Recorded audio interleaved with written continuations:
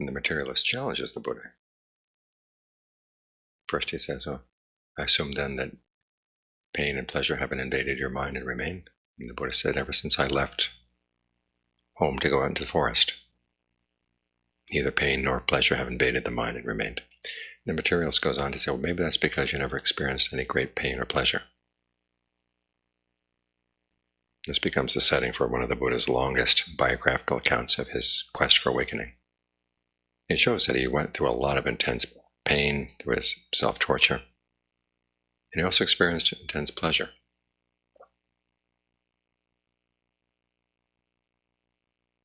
He experienced the pleasure of jhana, he experienced the pleasure of the various knowledges he gained on the night of his awakening, and even the pleasure of awakening itself. But in every case, he said, he didn't allow his mind to be invaded by the pleasure.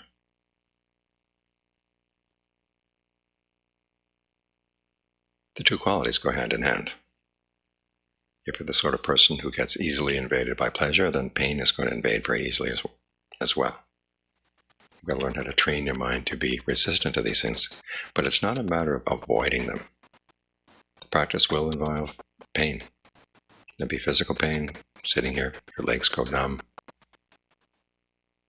Your legs can be hurt. There's mental pain when things are not going the way you want them to be. You're not getting the mind to settle down as quickly as you'd like, or as steadily as you like. So there is pain encountered in the practice, and you don't want to avoid it. You want to learn how to face it. Confront it directly. Same with pleasure. Sometimes you're told to avoid getting the mind into deep states of concentration because the pleasure is very strong. But the Buddha never said that. He said this is something you actually have to do as part of the path, is to develop the pleasure that comes with concentration. Now you do try to stay away from getting involved too much in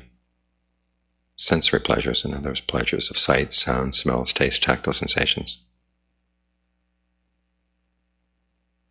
You don't want the mind to get overwhelmed by those. In fact, you need the pleasure of concentration in order to get past those other kinds. Why is that? Because it's under the influence of sensuality that we do a lot of unskillful things. This is an important principle to remember as we think about pleasure and pain, is the mind is not just simply on the receiving end of pleasures or pains.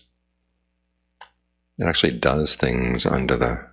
influence of pleasure and pain. And it's the things that it does. Those are the important things. When the Buddha taught the Four Noble Truths, he taught that there are duties that go along with these things. In other words, the truths are not there simply to know. They're to act on. And if your mind gets overcome by pleasure or pain, then it's not going to act on its duties, i.e. to comprehend suffering, to abandon its cause, to realize the cessation of suffering, and to develop the path. So there are two reasons why you want to work on learning how not to be overcome by pleasure, even though you are pursuing the pleasure of concentration. One is so that the mind is not open to be invaded by pain, and the other is so that you can actually do your duties. So you can find a pleasure that's better than the pleasure of concentration. More lasting, more totally enveloping.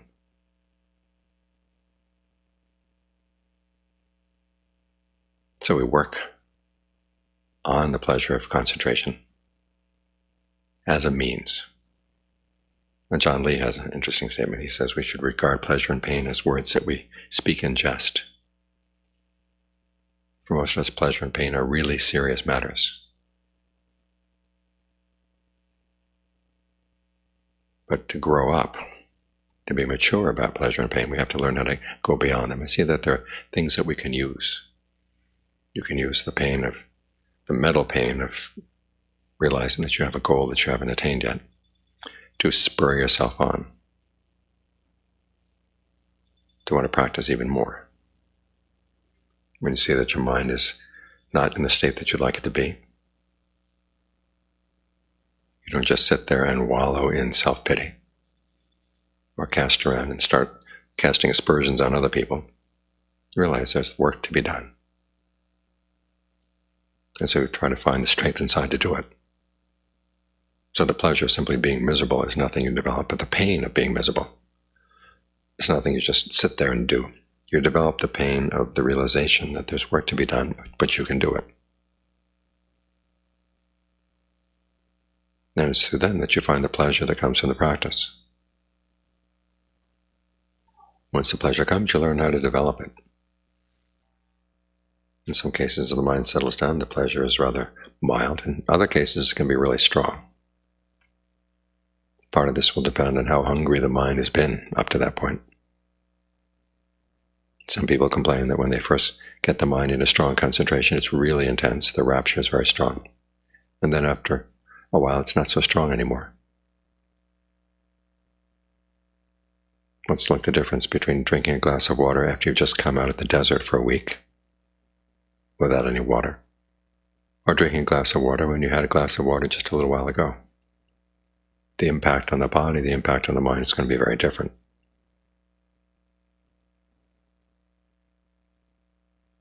But it is important that you learn how to keep your focus, even in the midst of the pleasure. Otherwise, your concentration turns into drowsiness, or what John Lee calls delusion concentration, where the mind is still. You're not asleep, but you're not very clear about where you are. Concentration lacking in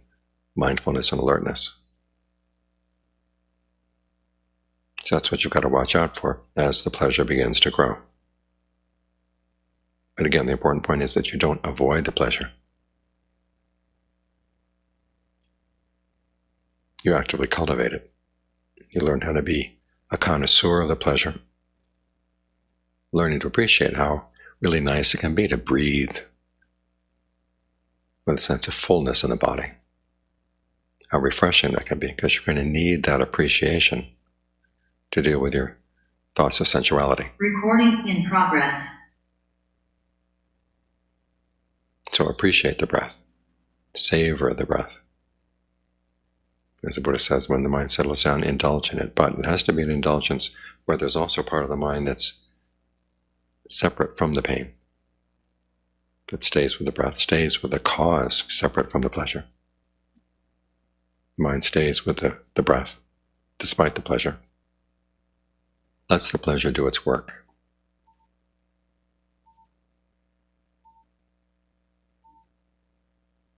So you want to actively cultivate that part of the mind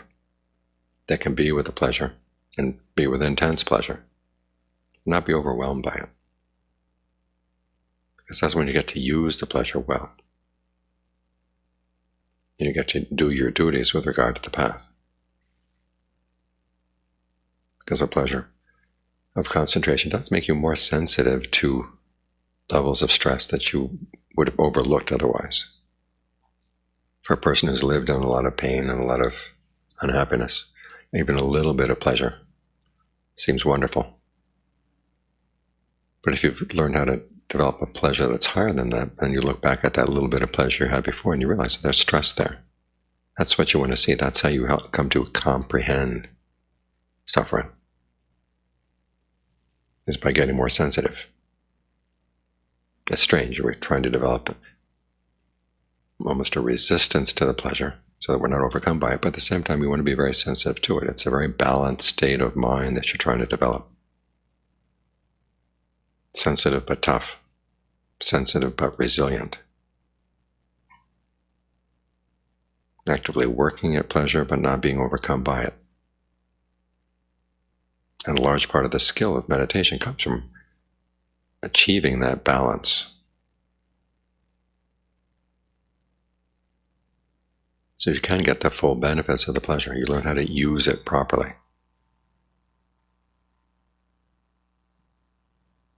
So a lot of it has to do with your attitude.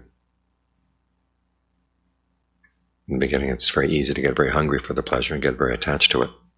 But after a while, you should begin to realize, okay, it's there. You can tap into it when you need it, but you begin to realize that there are times when you have to not be developing it. You have other duties to do. or even though you can try to maintain a sense of well-being as you go through the day, part of the mind can't be fixated on the pleasure. It has to be fixated on one of the other duties you have to do.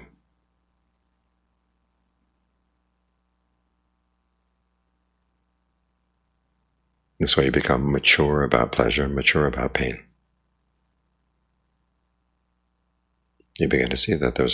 it's not a big deal.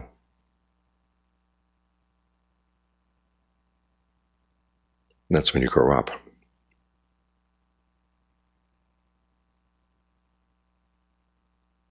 It's not becoming a good musician. You learn how to be very sensitive to how you play, but at the same time you have to be conscious of not simply enjoying the music as you make it, but you have to be aware of what you're going to do to make the next note sound right, and then the next note, and then the next note. So you're working in the midst of the pleasure.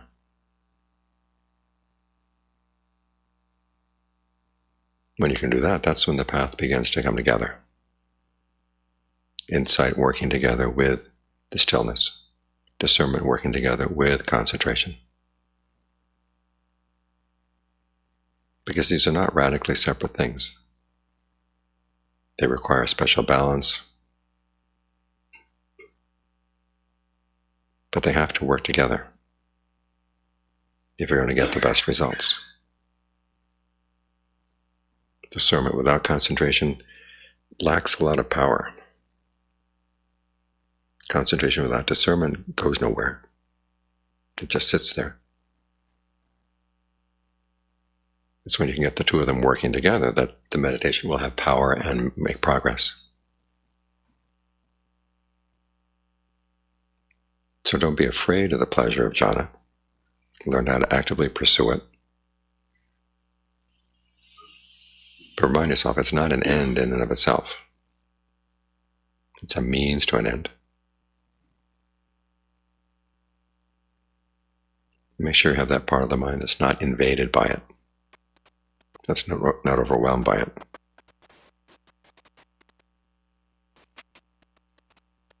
It's when you can keep the mind in an even keel like this, you can live with pleasure and you can live with pain. And they don't have power over you. And this is how other people get power over you to begin with. They either threaten you with pain or they promise you pleasure. And you become a slave to your desire for pleasure and to your fear for pain. What the Buddha wants you to do is learn how to use these things, not be enslaved to them. You want to be the master. And it's when you develop this kind of mastery that you can really be free.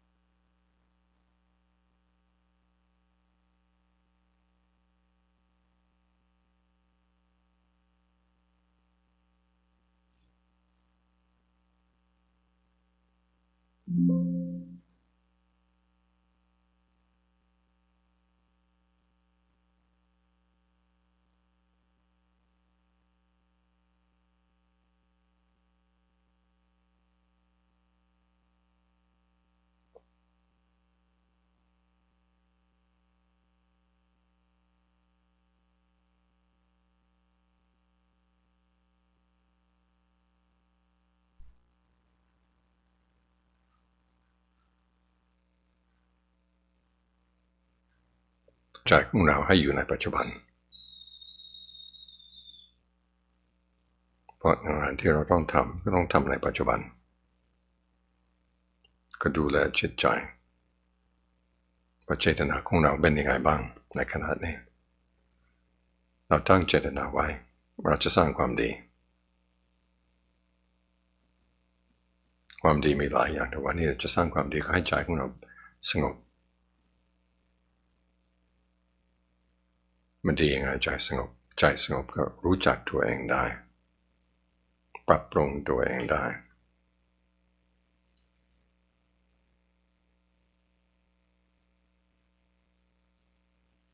อย่างพระพุทธเจ้าสอนให้อยู่ในปัจจุบันส่วนมากจะอยู่ในขอบเขตของมรณสติ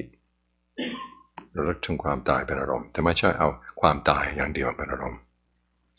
แต่เราต้องถือว่าเวลาของเราอาจจะมีน้อยเราก็ไม่รู้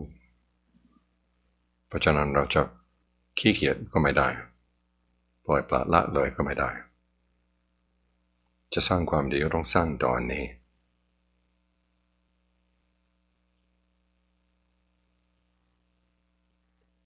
เพราะเรามีหน้าที่ที่จะต้องท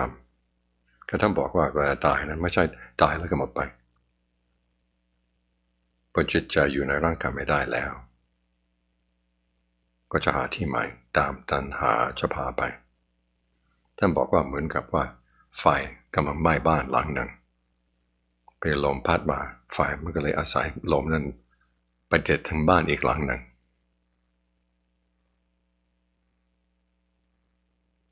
เป็นที่เกาะจึงข้ามได้บอกว่าสัตว์ทั้งหลายมีตัณหาคือความทะเยออยากเป็นที่เกาะที่ในความอยากในขณะนั้นเราจะไปอยากอะไรบ้างถ้าใจของเราวุ่นวายมันจะคว้านู่นคว้านี่ไม่เลือกหน้าก็ให้ไปสักแห่งหนึ่งให้ได้นั่นเรียกว่ากรรมในปัจจุบันในขณะนั้นส่วนกรรมในอดีตนั้นมันมีส่วนหนึ่งเหมือนกันสิ่งที่พออยู่ในเอื้อมมือของเราได้ถ้าเราสร้างความดีไปก็มีสิ่งที่ดีก็จะอยู่ในบริเวณนั้นถ้าว่าสร้างแต่ความไม่ดีที่สิ่งที่ดีก็จะปรากฏให้เราเห็นไม่ได้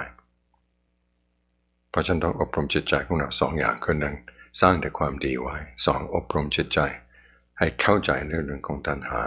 ความอยากของเราทำไมเรายึดทำไมเราเชื่อนะเราจึงต้องทำใจให้สงบเพื่อจะดูอาการดูขั้นตอนของเขาก็หมายเหมือนนึกขึ้นมาอยากนู่นอยากนี่ก็ถือว่าเรานี่แหละอยากไปเชื่อมันไปเชื่อแล้วก็ตกเกาะแล้วก็ไปกับมันส่วนมากความอยากนั้นมันก็ตาบอดไม่เข็ดหน้าเข็ดหลังนึกอยากได้อย่างเดียวก็เอาถ้าว่าเราพิถีพิถันสักหน่อยนั้นก็ต้องถามว่าที่อยากได้อันนั้นเราต้องทำอะไรบ้างจะมีอะไรกระทบกระเทือนผู้อื่นไหมจะเป็นเซนไหมเมื่อได้แล้วผลต่อไปจะเป็นยังไงบ้างเป็นใจที่มั่นคงใจที่สงบคิดได้วินิจฉัยได้เพราะฉะนั้นทำใจของเราให้สงบให้มีอารมณ์ที่เป็นที่สบายเช่นเราเอาลมหายใจนี้เป็นอารมณ์แล้วต้องแต่งลมให้สบายถามตัวเองว่ายาวสบายไหมหรือสั้นลึกตื้นเร็วช้าหยาบละเอียดแบบไหนเป็นที่สบายของเราแล้วก็ทดลองดูก็คำว่าสบายนี่มันก็สบายของเราเองก็ต้องสังเกตว่าเราชอบแบบไหนถ้าอะไรพอดีกับเรื่องราวของร่างกายของเราธาตุขันธ์ในวันนี้เป็นยังไงบ้างถ้าเครียดอยู่ก็ให้หายใจยาวๆสักพักหนึ่งถ้าหมดกำลังก็ให้หายใจยาวเข้ายาวออกสั้นเข้ายาวออกสั้นจะได้มีกำลังก็รู้จักปรับปรุงแก้ไขสร้างอารมณ์เป็นที่สงบสร้างอารมณ์เป็นที่สบายเป็นสิ่งที่เราปรุงได้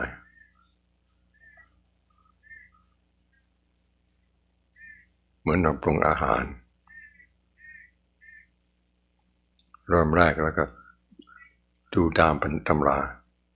เขาบอกว่าให้ผสมอย่างนั้นผสมนี้เท่านั้นเท่านี้เราก็ทำตามเมื่อทำตามแล้วลองชิมดู ถ้าเราไม่ชอบเราก็ไม่เสร็จที่จะเปลี่ยนได้นะก็เรื่องสมาธินี้ท่านบอกว่าต้องให้ใจของเราสบาย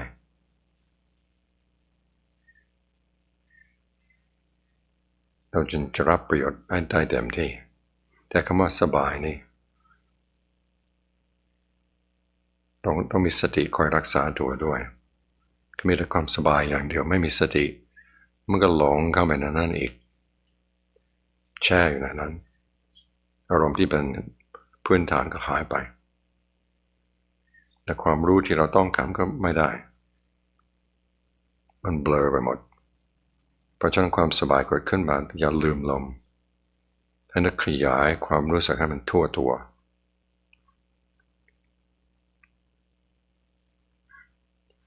ลมเข้าก็รู้ทั่วตัวออกก็รู้ทั่วตัวที่จริงธาตุลมในตัวของเราก็มีทั่วตัวเหมือนกันแล่นไปตามเส้นประสาทแล่นไปตามเส้นโลหิต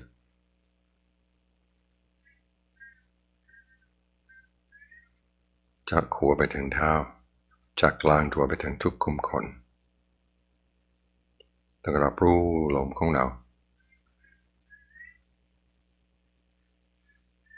ให้ใจของเรามั่นคงอยู่ในปัจจุบัน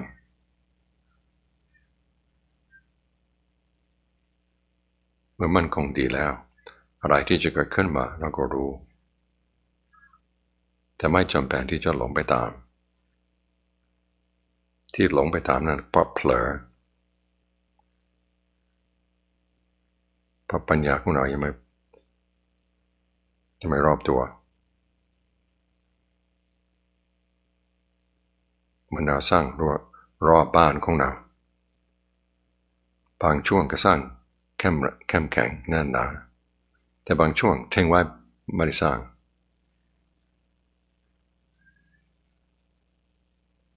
หมายความว่าอารมณ์บางอย่างเราก็ต้านทานได้แต่บางอย่างยังต้านทานไม่ไหวเพราะปัญญามันยังไม่รอบเพราะฉะนั้นต้องดูจิตใจของเรามีช่องโหว่อยู่ตรงไหนที่ความโลภความโกรธความหลงมันแอบเข้ามาในบ้านของเราได้เขามีเหตุผลยังไงบ้างเราจึงเชื่อเขานัก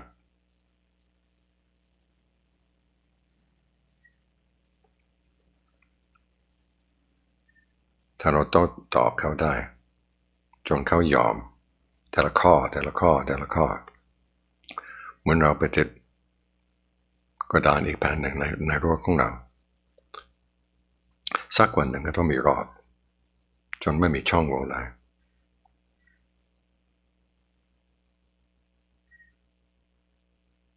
เพราะปัญญาของเรามันหนุนสมาธิก็หนุนปัญญา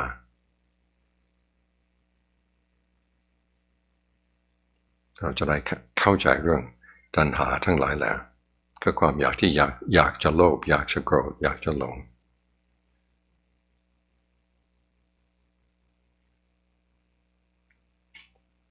อยากจะคิดเรื่องกามอารมณ์ก็มีบางทีก็คิดเรื่องอยากจะได้พบนั่นพบนี้คำว่าพบหมายความว่าตัวเราที่อยู่ในโลกแห่งหนึ่งซึ่งอาจจะเป็นโลกภายนอกก็ได้โลกภายในก็ได้ก็เป็นภพเหมือนกันโลกภายนอกนี่ก็ภพของมนุษย์ทั้งหลายแหละแต่ภายในจิตใจของเรามันสร้างภพอยู่วันละกี่ครั้งเราก็นับไม่ถ้วนพอคิดภาพขึ้นมาว่าเหตุการณ์ตรงนั้นตรงนี้แล้วก็จะมีตัวเราอยู่ในเหตุการณ์นั้นนี่นั่นแหละตัวภพบางทีเราอยากจะได้ภพนั้นภพนี้มันก็เปิดช่องโหว่นะใกล้จะตายมันจะไปตามนั้นเราได้พบมาไม่พอใจอยากจะให้มันหมดไปในความอยากที่จะให้มันหมดไปนั่นอยากจะทำลายมันนั่นก็ทำให้เราก็ลงติดพบอีก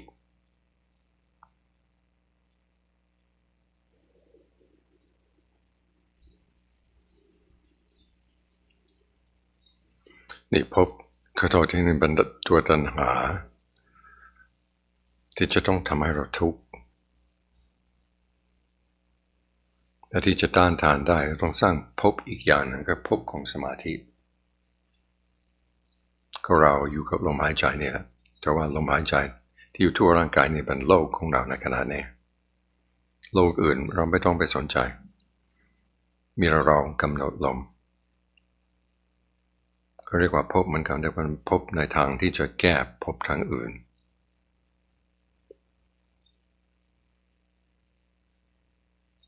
คือความคิดความฟุ้งซ่านที่เกิดขึ้นในขณะนี้เราก็เท่าว่าเรามีอารมณ์ที่ดีกว่านั้นถ้าเราแต่งลมได้เป็นที่สบายแผ่ความสบายนั้นมันทั่วตัว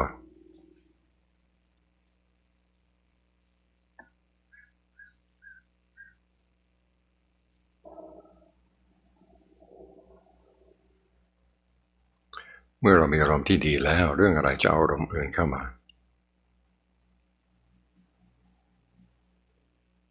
จะได้เห็นโทษเห็นทุกข์ของเขาบ้าง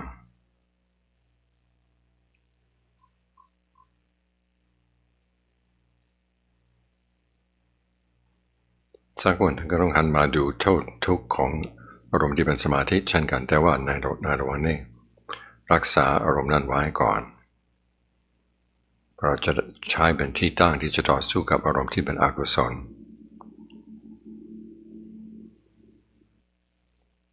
ที่ท่านสอนว่าอย่าให้ติดความสุขในการทำสมาธิหมายความว่าอย่าเอาแต่ความสุขเป็นอารมณ์อย่างเดียวโดยปล่อยสติลืมลมหายใจลืมจิตใจของเราแต่ว่าต้องรู้จักสร้างถ้ามันมีให้มันเต็มนักยินดีสร้างอยู่เสมอเป็นที่ว่าพอเราสวยอารมณ์ที่เป็นสุขพอสมควรแล้วเราจึงต้องออกมาพิจารณาอีกต่อไปว่ากิเลสของเราที่เกิดขึ้นมา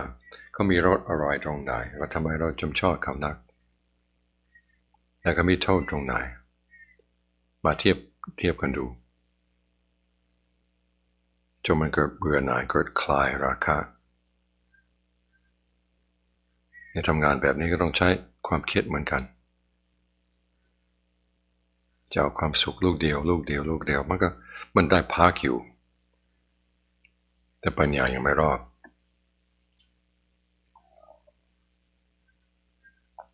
แต่ก็สำคัญที่เรียกว่ามรณสติไม่ใช่ว่าต้องเอาความตายเป็นอารมณ์ตลอดเวลาก็ตายไม่ใช่อย่างนั้นเพียงแต่คิดอยู่เสมอว่าเวลาของเรามีน้อยแต่งานที่จะต้องทำมีก็จิตใจของเราต้องพร้อมอยู่คิดดูสิพอถึงเวลาตายร่างกายก็จะไม่มีแรงญาติพี่น้องถ้าอยู่ร่วมกันก็วุ่นวายกันหมดถ้าเกิดตายในที่เปลี่ยวจากของเราบางทีก็นึกถึงว่าคนที่เรารักคนที่เราชอบไม่ได้ลาเขาไม่ได้ลานี่อย่าไปคิดมันเลย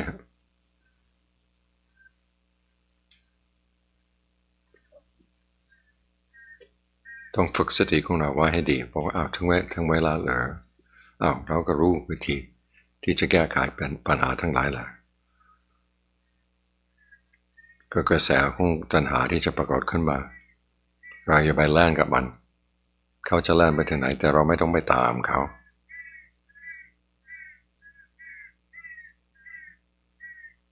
ในขณะนั้นอย่างที่ว่าร่างกายก็จะเพลียเพราะฉะนั้นต้องสร้างกำลังใจให้เต็มที่ในขณะนี้สร้างวิชาของเราให้พร้อมพอถึงเวลาเราจะได้ทำตามที่ท่านสอนไว้ก็อย่าปล่อยอย่างน้อยอย่าไปปล่อยให้ใจของเราตกใจที่ต่ำซึ่งไม่จำเป็นถึงแม้ว่าเราอาจจะมีกรรมที่ไม่ดีในอดีตแต่มันไม่ถึงกับว่าต้องบังคับให้ตกนรกเพราะเราไม่ได้ฆ่าพ่อฆ่าแม่ไม่ได้ฆ่าพระอรหันต์คุมนรกจะปรากฏขึ้นมาเราบอกว่าเราก็มีความดีเราพ้นจากอาการเหล่านั้นได้แต่ต้องใช้อาศัยมีสติมีปัญญาที่ฝึกดีแล้ว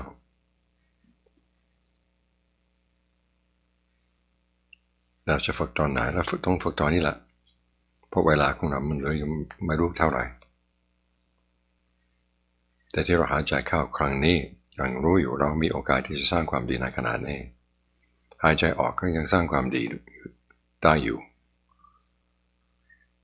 ถ้าคิดอย่างนี้ได้ทุกลมหายใจเข้าออกนั่นแหละมรณสติ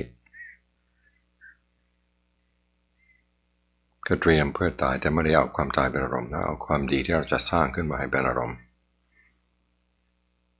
เอาความบริสุทธิ์ใจที่เราจะต้องการเป็นอารมณ์เอาสติเอาปัญญาของเราเป็นอารมณ์ไม่ขาดสาย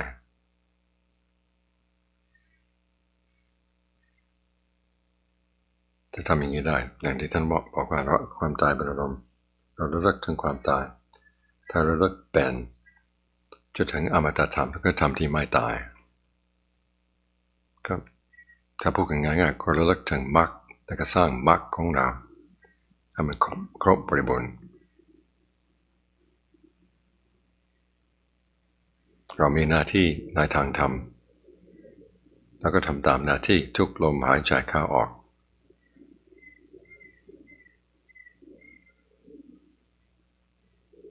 เขาเรียกว่าเป็นผู้ไม่ประมาท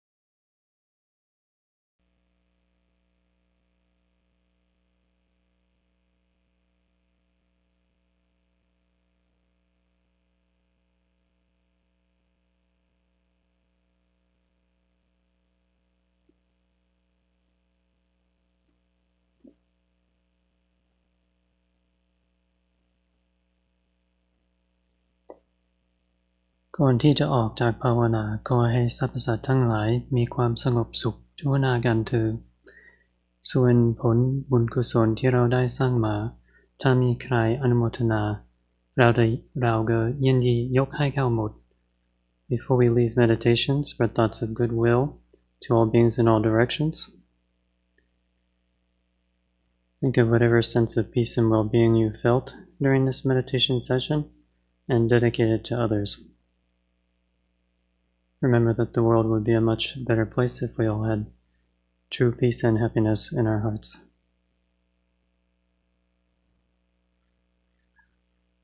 With that thought, you can open your eyes.